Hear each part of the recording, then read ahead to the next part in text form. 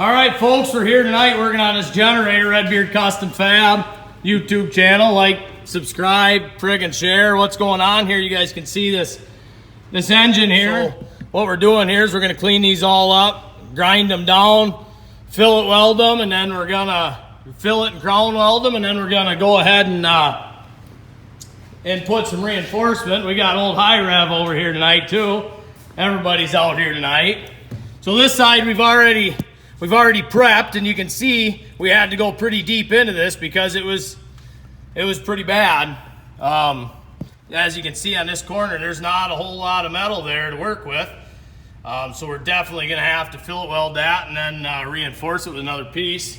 So this thing goes all the way back. You can see how these are cut. This frame, it's the front motor mount here, and it goes all the way down that rail. If you can see, as you can see, that rail clear back in there. And as you can see, there's not a whole lot of room in here to work to get a gun in, a welding gun in, and mess with it. So we're gonna have to, these back ones, we're gonna fill weld and crown them and make them look all pretty for them, repaint them, and we're gonna get to her. We'll get back to you guys on finished product, eh?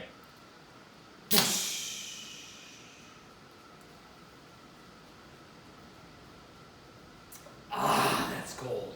All right, guys, welcome back to another installment, Redbeard Custom Fab, doing a custom customer project here.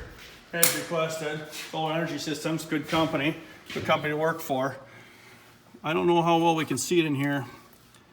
Looks like Redbeard did a little bit of video before. We'll add this to it. Now this is some crown welding, some fillet welds and crown welding on a frame member that actually had some stress cracking in it. So we wanted to get to the bottom of those stress cracks. We found rust in those stress cracks. So what we had to do is we had to kind of buzz down in those cracks to get completely past the broken, get completely past the rust, clean it up, get it ready for weld, fillet weld that, and then cap weld over top of it.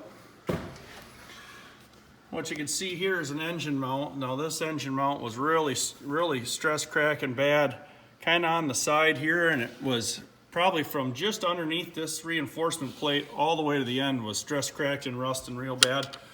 So we took that out and then we reinforced that. Hopefully, we're not really sure what's causing it other than, you know, obvious vibration, but we don't know why the vibration's occurring. It's on rubber donuts up front. The thing's pretty heavy duty. It's 1/4 inch plate that this whole system was manufactured out of originally. It's got springs, it's got rubber tires. You know, not really sure why it's doing it. We got the problem solved. Hopefully this won't occur again or on any other train. On the other side there, over by the battery box, we could have left the battery in and just disconnected it. We had to pull the battery box out. Got a little bit of redneck lighting going on in there. This is the other side. It's probably just going to crack and fail tomorrow, I would imagine. A little bit of work there in front of the battery box and the frame member. Why wouldn't you bolt that down with 74 bolts? And an excellent paint job, though. Excellent paint job. Top notch. So, 100-year warranty on that paint job. Speaking of the paint job, how did you blend? Because this was a powder-coated frame beforehand, and can't really tell much difference right now. Is there anything particular you got to do to blend spray can paint, rattle can paint into a powder coat like that? Explain this. Well, first of all, what we use is a professional coating, and primarily I use Rust-Oleum professional coatings when I spray. I'm not sure what Redbeard uses when he sprays. Yeah, most of the time that's what it is. Whether it be out of a big can through a gun with the air compressor behind it or rattle can, it's always a professional paint.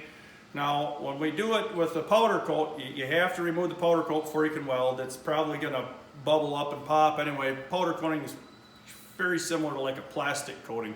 So what we end up doing is just grind that back far enough to where it's not going to bubble from the welding. And then when we spray it back in, we just kind of cast off, feather it out. Yep, feather it out, because let's face it, paint will stick to plastic, so paint will stick to any kind of coating like that. Of course, we cleaned it up with acetone first to remove any dirt, grime, everything else, you know, normal prepping that you would do when you paint any project, whether it's bare metal or already painted. Perfect.